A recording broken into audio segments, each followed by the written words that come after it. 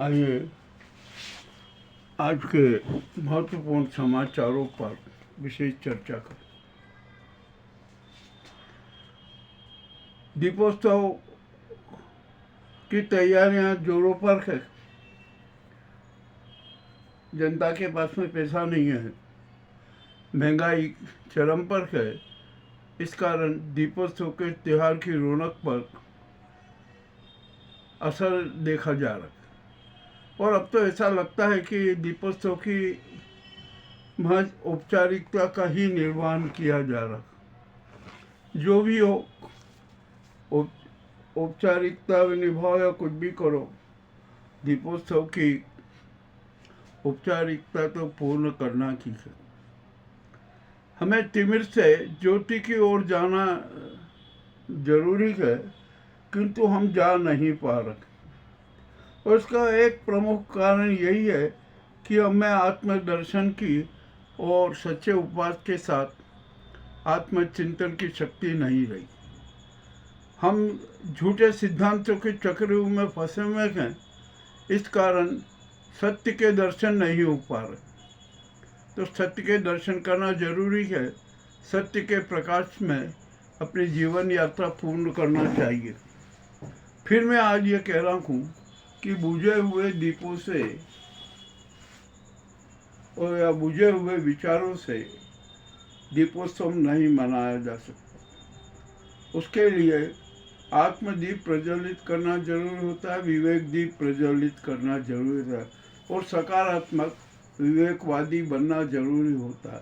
तभी हम सच्चा दीपोत्सव मना सकेंगे और तिमिर से प्रकाश की ओर चले जाएंगे। अब देखते हैं, हमने बात कह दी है, तो आपको कैसी लगी, सच लगी या झूठ लगी, या आप पर निर्भर है कि आप हमारी इस बात में कितने सच्चाई जानते हैं। चलिए, अब यहाँ पर कुछ हमारे देश में बड़ी विचित्र हालत हो रही है। यह पूरा भारत है ना, राजनीतिक नाटकों का मंच बन चुका है। ताजा घटना गुजरात में घटित हुई कि गुजरात सरकार के 16 मंत्रियों ने सामूहिक रूप से अचानक त्यागपत्र दे दिया और जो मुख्यमंत्री थे वे गुजरात में अहमदाबाद में थे ही नहीं। अब जो ये त्यागपत्र हो गया, अब जो सूचना आ रही है कि कल नए मंत्रिमंडल का गठन होगा। नड्डा और प्रधान जी को गुजरात भेजा गया है, वे वहाँ की स्थिति का जायजा लेंगे तो क्या होगा क्या नहीं होगा। और गुजरात में अब तो किसान भी बहुत नाराज हैं, किसान सड़कों पर है। मामला बड़ा विचित्र होता जा रहा है।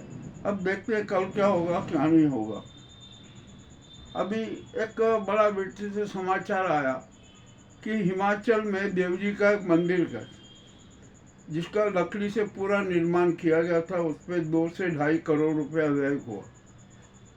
उसमें ना बिजली है, ना किसी केमिकल का कोई उपयोग किया गया। न जाने कौन सा विस्फोट हुआ और उस मंदिर में आग लग गई और पूरा जल के खत्म हो गया। जिसका कि अभी लोकार्पण होने वाला था, उत्सव होने वाला था। कुछ समझ में नहीं आया कि आग कैसे लगी, विस्फोट कैसे हुआ और पूरा मंदिर जलकर नष्ट हो गया। ये तो ईश्वरी तो बात है, ईश्वरी जाने की क्यों हुआ। कहीं न कहीं मानवीय चूक भी जरूर नजर आएगी।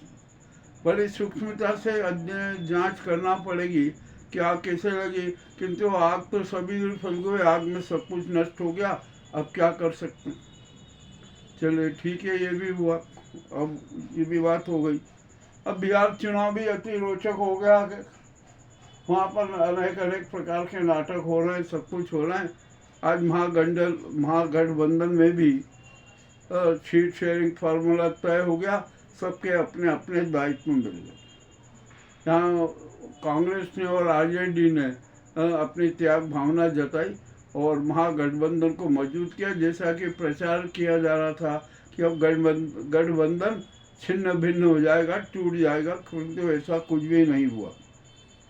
अब यहाँ पर एक मज़ेदार बात हो गई सुप्रीम कोर्ट में एसआईआर के बारे में। जब आज जो एसआईआर के बारे में जब सुनवाई होना थी ना, तो बड़ी विचित्र बात हो गई। जो जस्टिस सूर्यकांत और बागची जी ने बड़ी विचित्र बातें कर दी। अब उनको एसआईआर मतदाता सूची में सारा सब कुछ हो गया, चुनाव आयोग कुछ भी जो सुप्रीम कोर्ट के निर्देश थे उसका पालन नहीं कर सका और तारीख अब 4 नवंबर के लिए बढ़ा दी। अरे जबकि मतदान होने वाला है और आप बढ़ा लो, आपको तो तत्काल निर्णय करना चाहिए ऐसा, मगर ऐसा नहीं है। सूर्यकांत जी है ना, उनके खिलाफ अब बहुत कुछ बात हो गई है और जो एक तारीख पे तारीख देने का चरित्र भी उन्होंने सिद्ध कर दिया। तो अब वो ये ऐसी बात हो गई है कि अब शायद अगले जो सीजीआई नहीं बन पाएंगे, ये भी अब ऐसा लग रहा है। आगे ईश्वर जाने कि क्या होने वाला है, किंतु ये तो तय हो गया। और अब अगला सीजीआई है ना, कोई महिला होगी, महिला न्यायमूर्ति ही अगला सीजीआई बनेगी, इसके भी साफ संकेत मिल रहे हैं। चलिए ठीक है, अब जो भी हो रहा है क्या कर सकते हैं, हो रहा है न हो रहा है। अब इसके बारे में भी कुछ भी कहना कठिन है कि क्या होगा क्या नहीं होगा। और ये मनोवादियों की हीन हरकतें तो जारी है, वे बाज नहीं आएंगे। ये 10% लोग है ना, देश में वर्ग संघर्ष और वर्ग हिंसा को मूर्त रूप देकर ही रहेंगे, इसके सारे बहुत साक्ष्य मिल रहे। अब आदित्यनाथ बिहार के चुनाव में कूदे और वही फिर सांप्रदायिक बात, बुर्के की बात। अरे क्या आप ये करते हो, आप अपने रीति और नीति की बात करो ना। मामला अति रोचक है और आदित्यनाथ के हर बयान पर है ना बड़ा ध्यान रखा जा रहा है कि वो क्या बयान दे रहे हैं।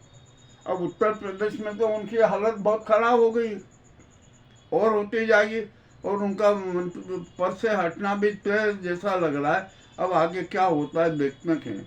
चलिए, अब वहाँ पर एक आजम खान को लेकर बड़ी बात, इकरा हसन को कितना परेशान किया जा रहा है कि उनके खिलाफ कितनी टिप्पणियां की जा रही है, किंतु वो डरने वाली नहीं है। वो आजम खान से मिलने पहुंची, उनसे चर्चाएं हुई, सारी बातचीत। और इकरा हसन इन जो मनुवादी चेहरे हैं ना, उनके बोखिया उधर के रख देगी, उनके है ना का हर गाली का जवाब भी देगी और उनके सारे पोल भी खोलेगी। बहादुर लेडी है, काम करती है, बहुत अच्छी बात। अब हमारे मध्य प्रदेश पुलिस सिवनी में जो डकैती कांड हुआ ना, उसको लेकर बहुत बदनाम हो गई, इतनी बदनाम हो गई कि हद से ज़्यादा। अब तो पुलिस वाले की नाटकबाजी कर रहे हैं और चर्चा करते हैं कि अरे ये क्या कर दिया, पुलिस की इज्जत खत्म कर दी। तो भैया अब कौन से कितने पुलिस वाले दूध के धुले, जरा ये भी सोच लो क्या नाटक हो रहा है, क्या क्या किए जाते हैं, सारा मामला उजागर हो। अब एडीजीपी पूरन कुमार की भी है ना, उनका अंतिम संस्कार हो गया, सब कुछ हो गया, किंतु उनकी पत्नी बिल्कुल मैदान में अड़ी हुई। देखिए 50 करोड़ वाला मामला क्या है क्या नहीं है, कुछ समझ में नहीं आ रहा। जो म्यूजिकल का कंपनी के जो है ना इंद्रजीत सिंह, उनके खिलाफ बड़े नाटक किए जा रहे हैं। उन्होंने अपने बयान दिए कि ये मेरे खिलाफ कौन षड्यंत्र रच रहा है, मेरा जहाँ कहीं किसी से कोई लेना देना ही नहीं, मैं न तो ASI को जानता हूँ, न पूरन कुमार जानता हूँ, ना उनसे कभी मेरी चर्चा हुई, कोई बातचीत हुई। मेरे 50 करोड़ का मामला क्यों उछाला गया? ये भी एक बहुत बड़ी राजनीति हो रही है, ये भी किसी से छिपे नहीं है, हम सब जानते हैं। चले, अब ये भी बात हो गई। बिहार के चुनाव की भी सारी नाटकबाजी उजागर हो गई। अब तो देश की यह हालत है कि देश को तबाह करने पर सब आमादा है और ये मनुवादी विचारधारा की बात है ना, ये तो और सबसे ज़्यादा घातक और खतरनाक है। ये किसी भी दिन लेना बहुत बड़ा विस्फोट करवा देगी, बहुत बड़ा हिंसा करवा देगी, इसमें भी कोई शंका नहीं है। अभी ये भी क्या क्या हो रहा है देश में।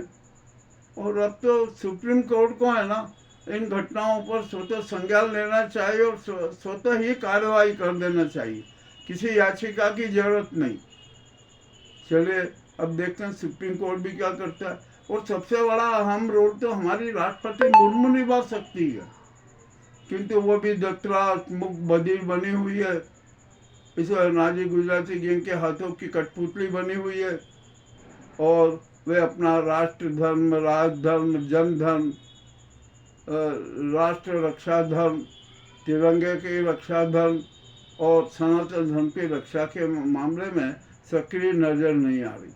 शायद उन पर इस गुजराती गैंग का दबाव हो।